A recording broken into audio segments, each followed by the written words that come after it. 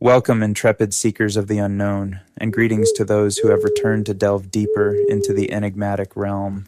Step into the mystic domain of our Cryptic Hunters YouTube page, where curiosity reigns and secrets await. Pull up a stump, dear viewers, for an extraordinary adventure awaits you. Relax, for I shall guide you through the labyrinthine corridors of ancient legends, uncharted territories, and the veiled mysteries that lie just beyond our grasp. Embark upon this captivating journey with me and allow the seductive tales and mind-bending puzzles to transport you to the furthest reaches of your imagination. Embrace the anticipation, for together we shall unravel the tapestry of enigmas that dance in the shadows. Sit back, my friends, and prepare to be mesmerized by the intriguing content that awaits you.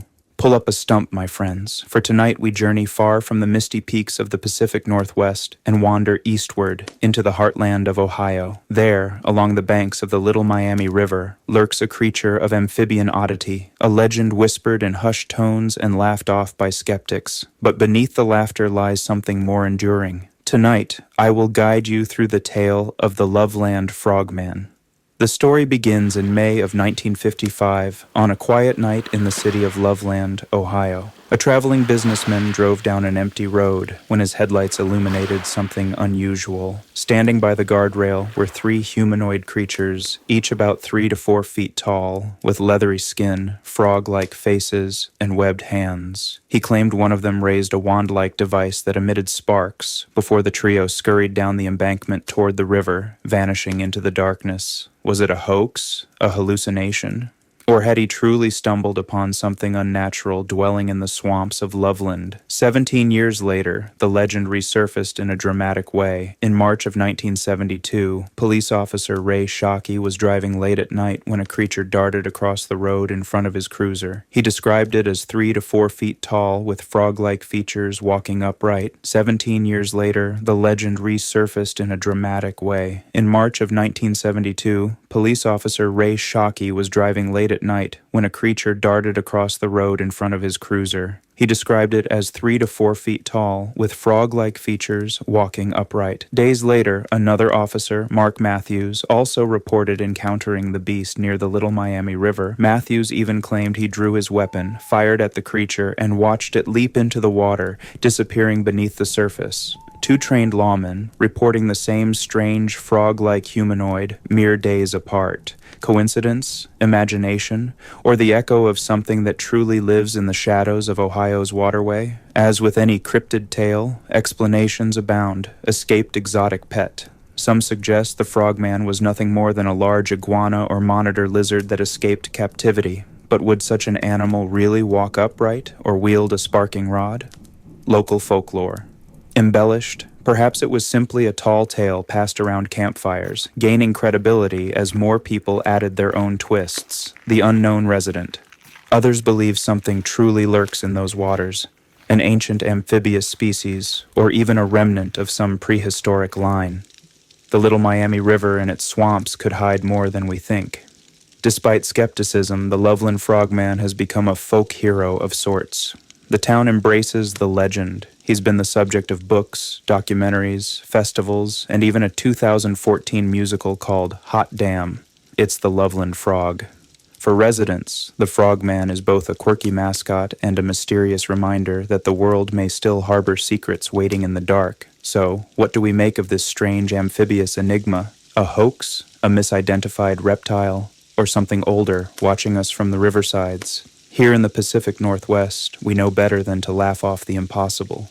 For every skeptic's smirk, there's a track in the mud, a scream in the night, or a ripple on a lake that defies explanation.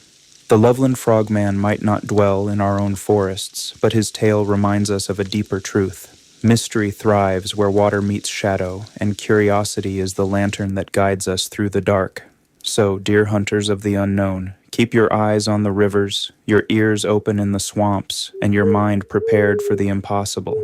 Because somewhere, perhaps tonight, the Loveland Frogman stirs.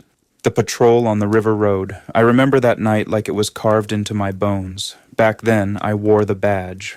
It was the early spring of 1972, and the rain had been falling steady all day. By nightfall, the river was swollen, the back roads slick, and the fog hung low like a second skin over Loveland. I was out on patrol, crawling down River Road, when my headlights caught something up ahead. At first I thought it was a dog, maybe a coyote limping across the blacktop, but the way it moved was wrong. It wasn't darting, it wasn't scampering, it was deliberate, upright. I slowed, leaning forward over the wheel. That's when I saw it clear in the beams. It stood on two legs, no more than 4 feet tall, but hunched forward like it carried the weight of centuries. Its skin glistened like wet leather, pale greenish-gray, stretched tight over its bones. The face, good Lord, that face, was wide, frog-like, with a mouth that split farther than it should, down into its neck. The eyes were round, unblinking, like two dark marbles catching the light. I froze. It froze. For a heartbeat, it was just me and that thing, locked there in the mist. Then it turned, slowly, like it wanted me to see. Its hands were webbed, long fingers splayed, and in one it held something. A stick? Number. More like a wand.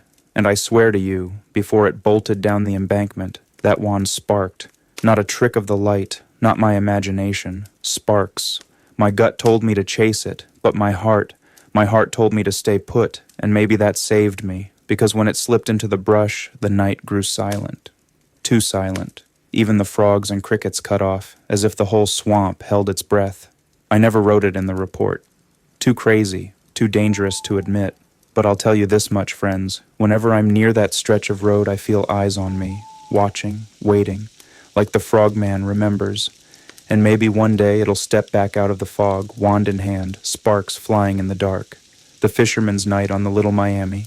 It was the summer of '85, and I was young, restless, and stupid enough to fish the Little Miami River at midnight. The moon was full that night, painting the water silver, and I figured I'd catch some catfish. I brought my lantern, my pole, and a 6-pack to keep me company. For hours, nothing, just the river's slow song and the croak of frogs on the banks. I was half asleep when the lantern flickered. Out of the corner of my eye, I thought I saw something move, big, heavy, just beyond the tree line. I stood still, heart hammering, telling myself it was just a deer, but then I heard it, a wet, slapping sound like bare feet on mud. I lifted the lantern higher. That's when it stepped out of the shadows. It was about my height, maybe shorter, standing upright like a man, but shaped wrong in every way. Its body was slimy, muscles taut under slick, glistening skin. Its head, God help me, wasn't human at all. Huge bulging eyes, wide mouth, and a throat that pulsed as it breathed. It stared at me, and I swear I could hear a low hum in my skull, like it was inside my head. I couldn't move. My hands shook so bad, I dropped the pole right into the river. The splash made the thing flinch, and then, just like that, it raised one hand. Webbed fingers stretched toward me, and in its palm glowed this faint blue light, crackling like static. I thought I was done for. But instead of striking, it turned its hand toward the river. The water hissed where the light touched, and the fish scattered like firecrackers going off. Then, as if satisfied, it turned back to me. Those eyes, black pools swallowing the world, held mine for what felt like forever, and then it slipped back into the river, without a ripple, without a sound. I ran, left my lantern, left my tackle box, left everything. Didn't stop until I hit the road and swore I'd never fish that river alone again. To this day, I can't hear the croak of a bullfrog without the hair on my neck rising. Some folks say the frogman's just a story, but I know what I saw. And if you spend a night by the Little Miami, you might see it too. Just remember, if it raises its hand, don't let the light touch you.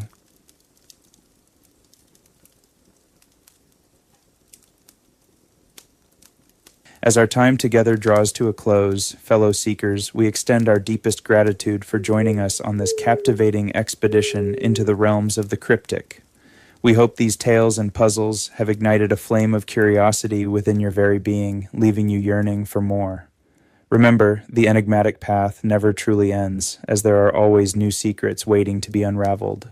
So, until our paths intertwine once again, may your days be filled with a sense of wonder and adventure. Also, please subscribe, like, and follow if you have enjoyed this content. Farewell for now, dear viewers, and may your journeys through the cryptic cosmos be forever filled with awe-inspiring discoveries. Safe travels, and may the enigma forever be at your side.